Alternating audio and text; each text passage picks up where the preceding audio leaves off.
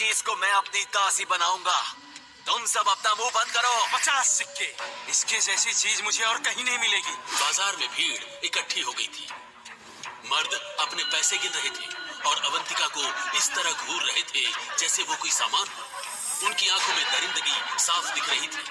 तभी वहां गूंजी एक आवाज जिसमें अजीब सा रौब था। बस करो ये गंदा खेल, ये लड़की किसी के साथ भी नहीं जाएगी, समझे सब? ये आवाज थी जय सिम्हा की। सिर्फ 18 साल का ये लड़का रतनगढ़ में सबसे कमजोर माना जाता था। लोग इसे नामर्द और कायर कहते थे। उसकी बदनामी पूरे शहर में फैली हुई थी, लेकिन आज उसकी आवाज में कुछ अलग ही था। अरे देखो, ये तो वही नपुंसक है जो रसोई में घुसा रहता है। इसकी फालतू बकवास कौन सुनेगा? चल भाग यहाँ से। अरे ये वही भट्टू है जो रोज अंजन से धुलाई खाता है। अब ये हमें सिखाएगा कि क्या करना है। छोकरे की औकात तो देखो। लोग जय को बुरी तरह से बेइज्जत कर रहे थे, लेकिन उसका ध्यान सिर्फ और सिर्फ अवंतिका को इन दरिंदों से बचाने पर था। ये रहे 60 सुनहरे सिक्के, इनसे तुम्हारी माँ का ठीक से दाह संस्कार हो जाएगा और बाकी पैसों से तुम अपनी नई जिंदगी शुरू कर सकती हो। लेकिन तुम मुझसे बदले में क्या चाहते हो? मैं जानती हूँ कि कोई भी मर्द बिना मतलब की औरत की मदद नहीं करता।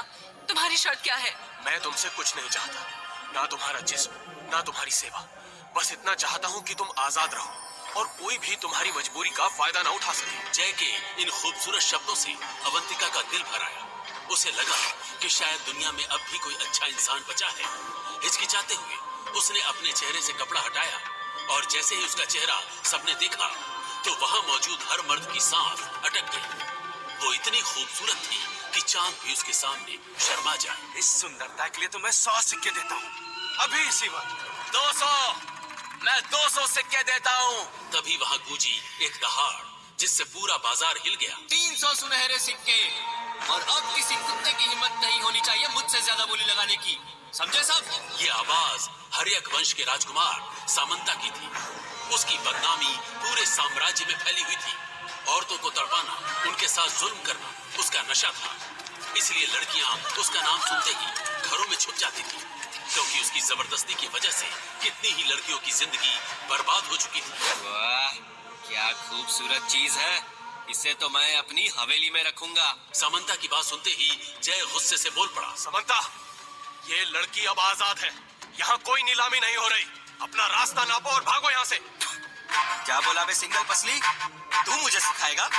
जब तक मैं अपना माल नहीं ले जाता किसी की हिम्मत नहीं मुझे रोक के दिखाए। सामंता के गंदे शब्दों से जय का खून खौल उठा।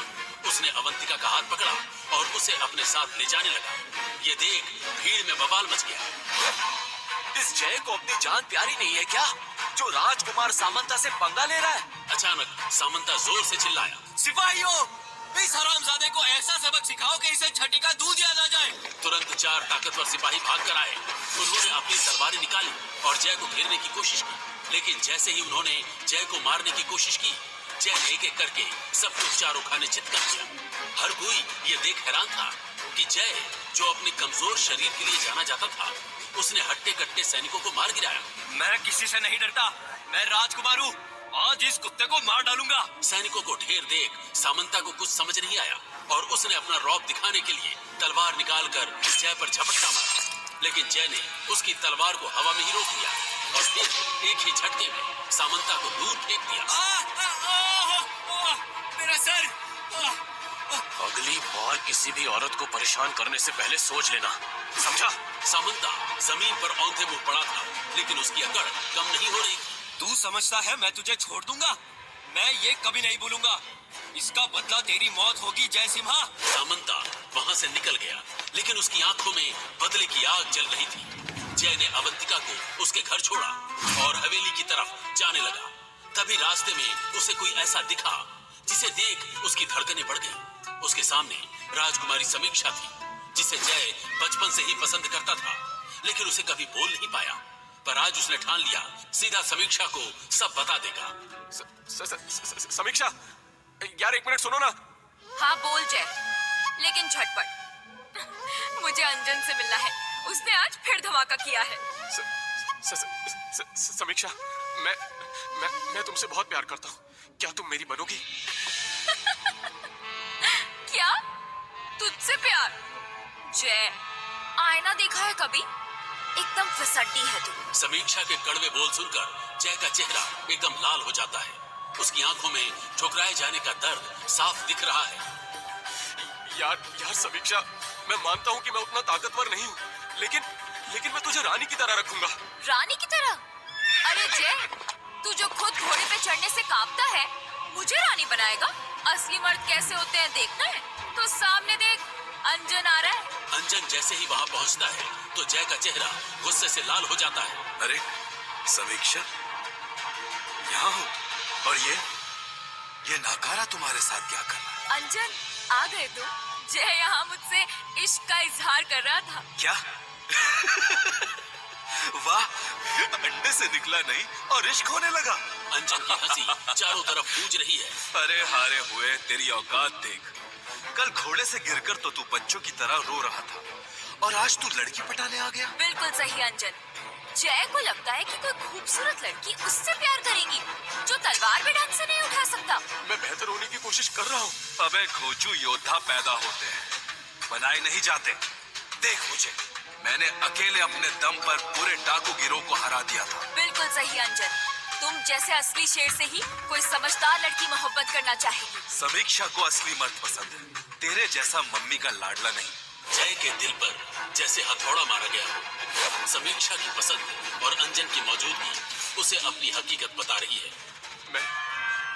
मैं निकलता हूँ यहाँ से। अरे जय रुक, अभी तो मजा आ रहा था, ऐसे कैसे भाग जाएगा?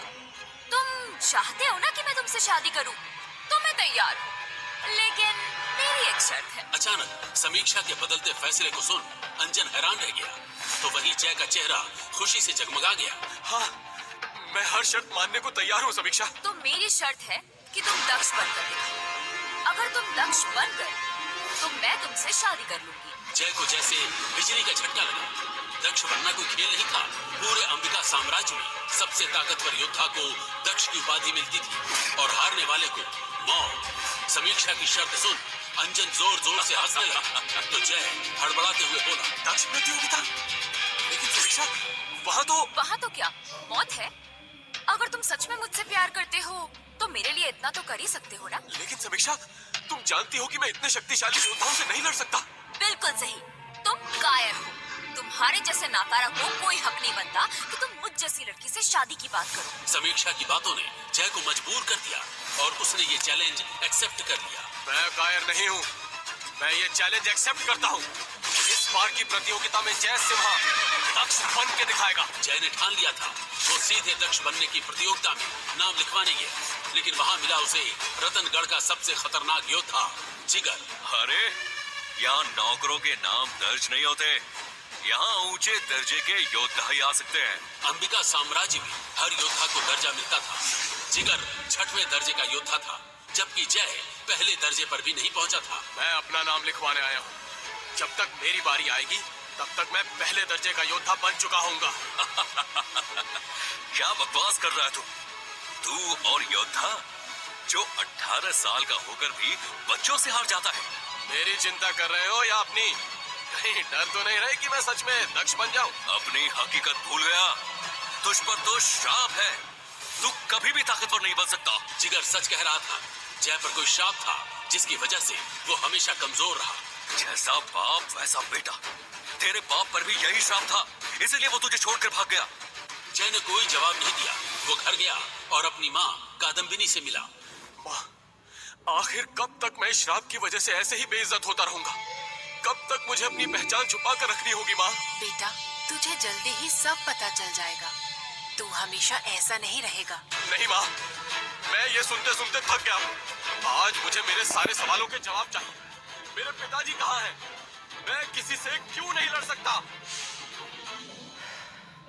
सच जानना चाहता है तो सुन, तू सिर्फ जय सिम्हा नहीं है, तू इस साम्राज्य का सबसे खतरनाक योद्धा है।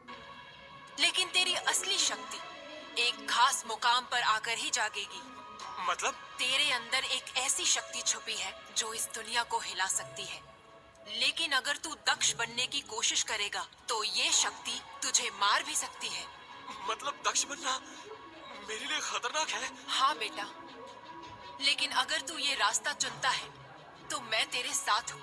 सिर्फ एक बात का ध्यान रख, जब तक वक्त ना आ जाए तब तक अपनी असली पहचान किसी को मत बताना। आखिर क्या है जय सिम्हा की असली पहचान? अगर उसके पास शक्तियां हैं तो क्यों बनकर घूम रहा है एक घिसड्डी? क्या राज है जय के पिता का और क्या है उस श्राप की वजह?